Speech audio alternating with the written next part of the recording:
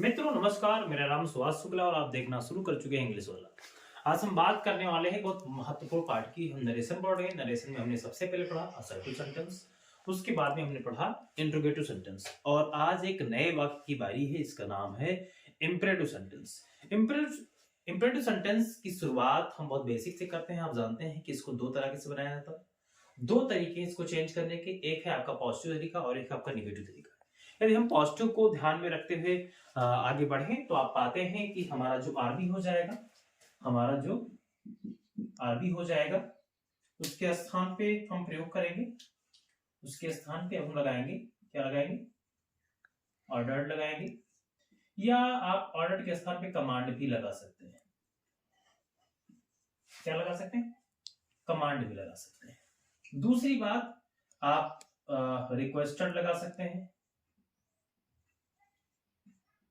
Requested लगा सकते हैं। और आप क्या लगा सकते हैं? आप लगा सकते हैं एडवाइज्ड, या क्या लगा सकते हैं? सजेस्टेड। क्या लगा सकते हैं? सजेस्टेड। और कामा के स्थान पे क्या आएगा?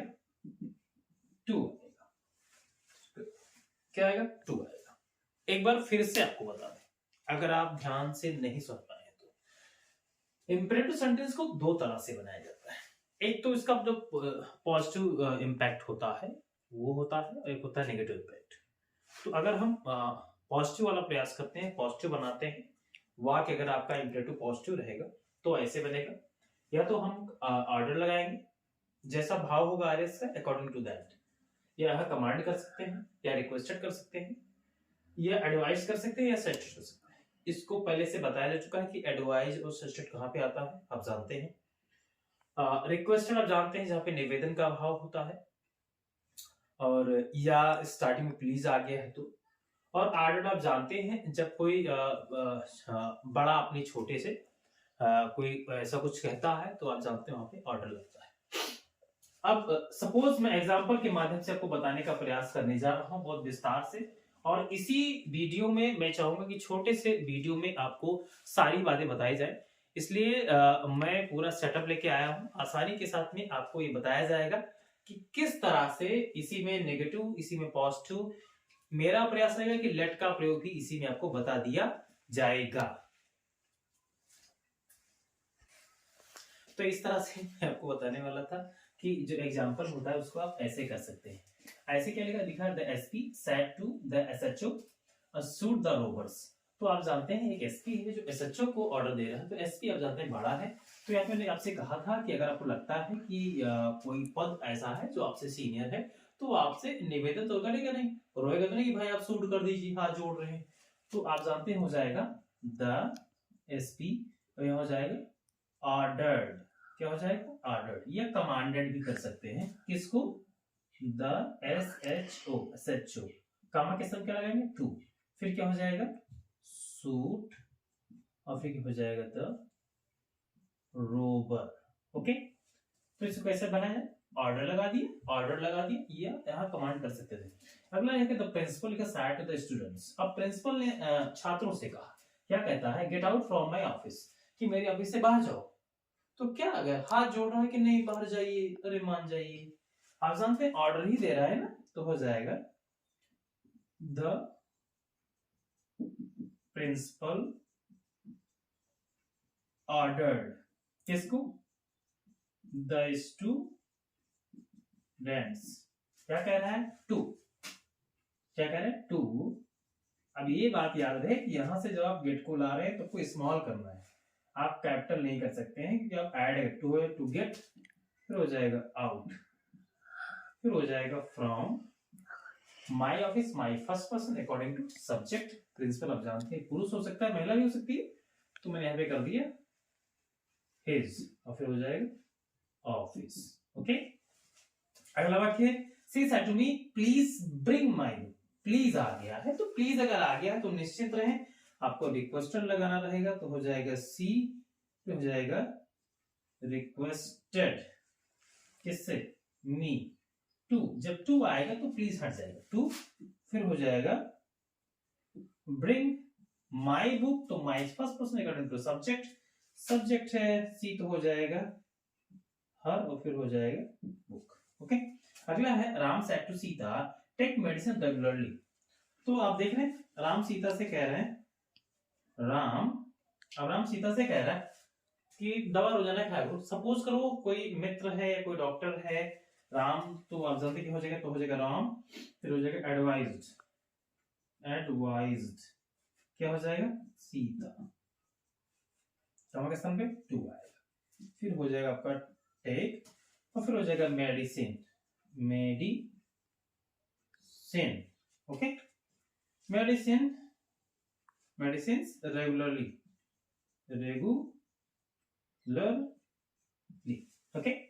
एक बात याद रहे, अगर आपके मन में कंफ्यूजन है कि एडवाइस लगाएंगे या सजेशन लगवाएंगे, मैंने आपसे कहा था कि यदि आपको सीरियस कोई सलाह देना है, सीरियस, तो वहां पे एडवाइस्ड ही लगाएंगे।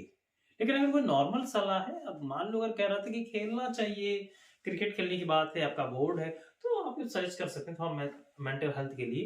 लेकिन अगर जरूरी कंसर्न कोई मामला, कोई जरूरी मुद्दा है, you have to use advised. अगला है Sita said to him lend me your physics.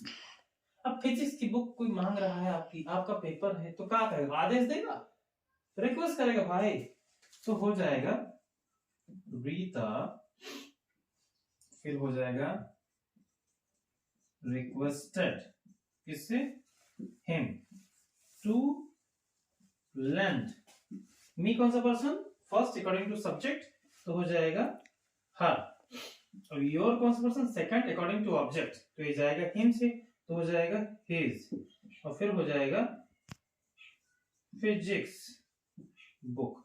एक बात याद है, जब कोई प्रॉपर नाउन आता है तो उसको हम क्या रखते हैं, कैपिटल रखते हैं, जो प्रॉपर होता है उसके रहेंगे फिजिक्स। मैं एक बार फिर से बता दूं आपको, मैंने आपसे कहा कि अगर आपको लगता है कि अगर आपका जो आरएस का भाव है, अगर वो है आपका थोड़ा सा प्रेशराइज वाला है, तो को लगाना है ऑर्डर्ड या कमांड। अगर प्लीज है या कोई ऐसा भाव लग रहा है कि निवेदन का है, तो हो जाएगा रिक्वेस्टेड। लेकिन अगर कोई सलाह का भाव आ रहा है, लेकिन अगर कोई सीरियस सलाह है, तो लगाएंगे आप एडवाइस्ड, अन्यथा क्या लगाएंगे, सजेस्टेड।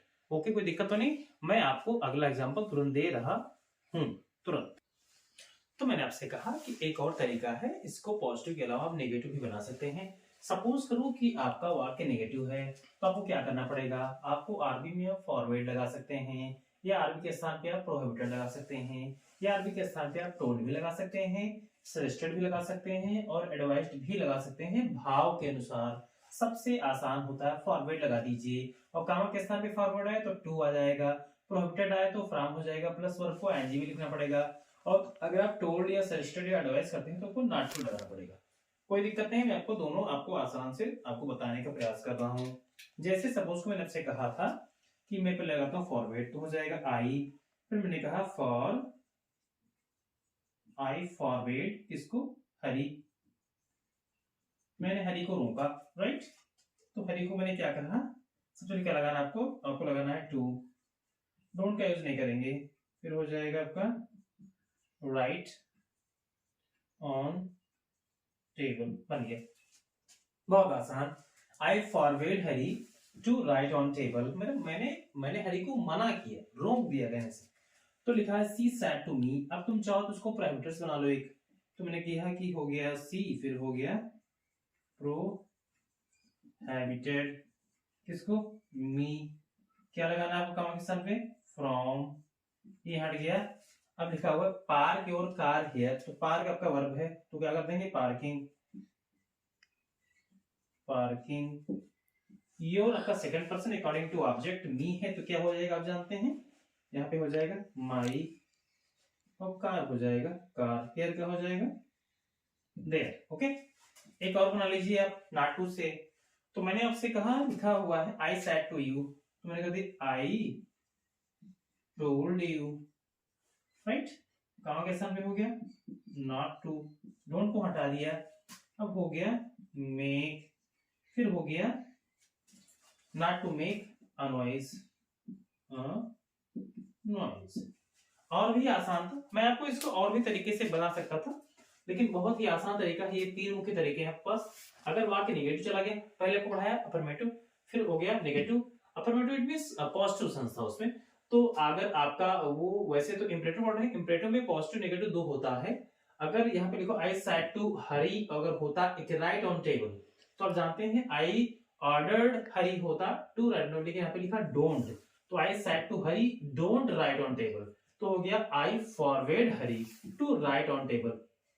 इसी को तुम चाहो तो प्रोहिबिटेड से बना सकते हो, मैं कह देता आई प्रोहिबिटेड हरी फ्रॉम, अब राइट का राइटिंग ऑन टेबल करना होता, या तुम नॉट टू से बना सकते थे, आप सकते I think told Hari not to write on table. तो इस तरीके से भी बनाना आसान है, कोई दिक्कत नहीं है।